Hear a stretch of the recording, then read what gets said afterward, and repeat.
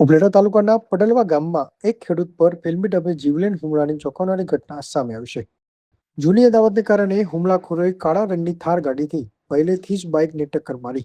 હુમલાખોરોએ હત્યાના ઈરાદે ખેડૂતના બંને પગ પર ગાડી ચડાવી દીધી હતી અને ઘટના સ્થળેથી ફરાર થઈ ગયા હતા. ગંભીર રીતે ઇજાગ્રસ્ત ખેડૂતને તાત્કાલિક હોસ્પિટલમાં ખસેડવામાં આવ્યો હતો, ત્યાં તેમની સારવાર ચાલુ છે. પોલીસે મુખ્ય આરોપી સામે હત્યાના પ્રયાસોનો ગુનો નોંધી તપાસ શરૂ કરી છે. Bureau report Firoz Juneja, Dhoraji. મારું નામ દીપેનભાઈ વિનોદભાઈ માકડિયા, ગામ પડવલા. હવે મારી ઉપર એટેક થયો તો એમાં વિગત એવી હતી કે રાતના 12 વાગે હું આદમ ઉમર ભંભિયાની ઘરેથી આવતો હતો મારો હિસાબ કરીને. તો મારી ઘરે જતો હતો, ત્યાં એની ઘરેથી 100 મીટર 150 મીટર ચાલતા મારી પાસે ફૂલ સ્પીડમાં થાર આવી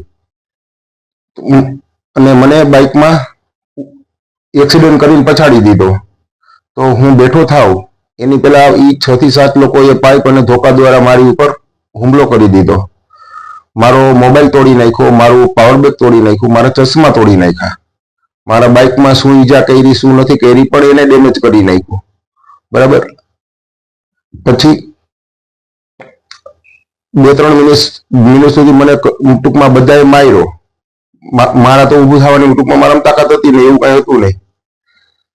તો 3-4 જણા 2-3 જણા કોઈ આવતા દેખાણા તો એ લોકો મને મારવાનું છોડી અને થારમાં બેસી ગયા. થારને પાછળ રિવર્સ લઈ અને મારા બે પગ ઉપર થાર ફેરવી અને નીકળી ગયા.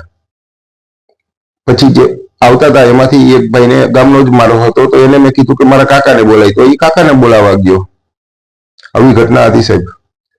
આ તમારી માથે હુમલો કરવાનું કારણ છે? સાહેબ, અમારી માથે હુમલો કરવાનું કારણ એ જ કે 2018માં આ લોકો મારી માથે ફાયરિંગ કરેલું. એક મારા પપ્પાના કાકાને પગમાં ગોળી લાગેલી,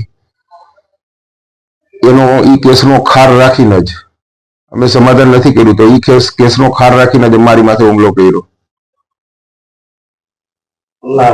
હુમલો કરવામાં કોણ કોણ હતા? હુમલો કરવામાં અલી મોહમ્મદ તૈયબ શેઠા અને એનો પુત્ર, એના સિવાયના 3-4 અજાણ્યા હતા. મારી માંગ એક જ છે કે ભાઈ આ લોકોનું જાહેરમાં સરઘસ કાઢો.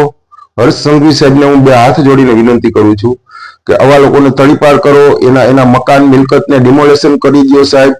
આનાથી બધા આખા ગામને ત્રાસ છે, પણ આના ડરના લીધે કોઈ કાંઈ બોલી શકતું નથી. આને જાહેરમાં ફૂલેકું કાઢો, જેથી કરીને માણસોને આવા લોકોનો ડર થોડોક મનમાંથી ઓછો નીકળે. 20% એ વ્યાજે પૈસા આપવા, ગમે એની જમીન ખાલી કરાવી, ગમે એની જમીનમાં કબજો કરાવો. બરાબર છે. આવા બધા આ લોકોના કામ છે.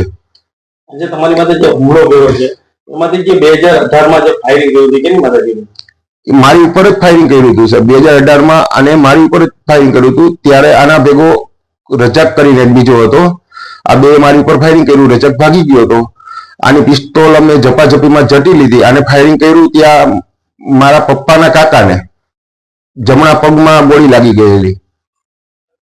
આ જે હુમલો કરનાર છે એમાં કોઈ ફાયરિંગ કરવાનું ભેગું હતું? એમાં સાહેબ વાત ખાલી એટલી થઈ કે પિસ્તોલ કાઢ્યા અને મારી નાખીએ, પિસ્તોલ કાઢ્યા અને મારી નાખીએ, એવું મને સંભળાણું.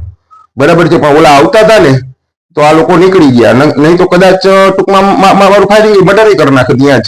એમની જે આ લોકોએ હુમલો કર્યો એ લોકો આની પેલા જે ફાયરિંગ કર્યું એમાંથી કોઈ હતું?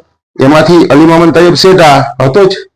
જ્યારે 2018માં ફાયરિંગ કર્યું હતું ત્યારે અલી મોહમ્મદ હતો, અત્યારે અલી મોહમ્મદ જ હતો.